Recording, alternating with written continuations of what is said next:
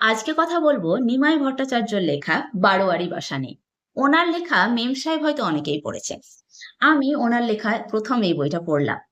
তো এই বারোয়ারি বাসার মূলে রয়েছে বসাক বাড়ি, যা তৈরি করেছিল নবকৃষ্ণ।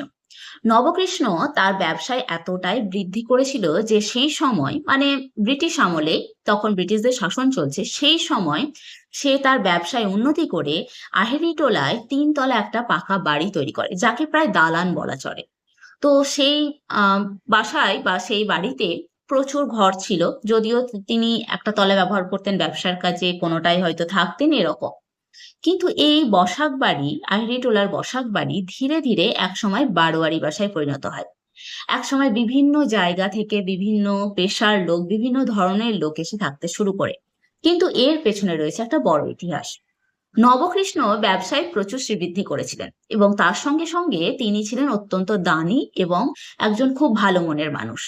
তার কোনো নেশা ছিল না, দান ধ্যানই তার নেশা ছিল। কিন্তু তার পুত্র হরেকৃষ্ণ একেবারে বিপরীত। সে এক আদরের দুলাল। তার নানা রকম দোষ ছিল, তার মধ্যে অন্যতম হলো তার চরিত্রের দোষ। এই চরিত্রের দোষের কারণে এই বসাক বাড়ি একসময় বারোয়ারি বাসাতে পরিণত হলো। সে সবকিছু হারিয়ে ফেললো এবং আস্তে আস্তে এই তাদের যে বংশ পরিচয় বা তাদের যে এক সময়ের যে ঐতিহ্য ছিল সেটাও নষ্ট হতে শুরু করলো। এই হরেকৃষ্ণ স্ত্রী একসময় ঠিক করে যে তাদের রোজগারের একমাত্র উপায় হতে পারে এই বাড়িকে ভাড়া দিয়ে।